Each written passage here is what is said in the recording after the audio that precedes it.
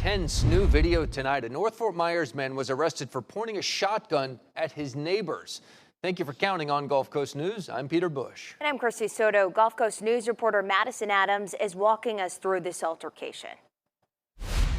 You're watching a man point a shotgun at a father and his 13-year-old son. We interviewed that 13-year-old's father tonight. He's wearing a ski mask to prevent the suspect from knowing his identity. The guy put on a vest and he came out with his shotgun pointing at us.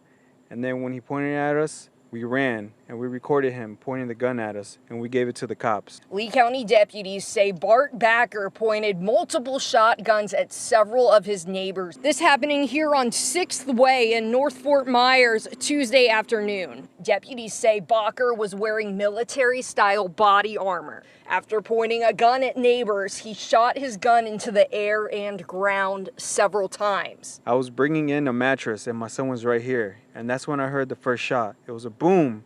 And we started running and heard more shots. Backer was arrested and taken to the Lee County Jail. He remains there tonight on an aggravated assault charge with a deadly weapon. Also another charge for wearing a bulletproof vest while committing a felony. Reporting in North Fort Myers, Madison Adams, Gulf Coast News.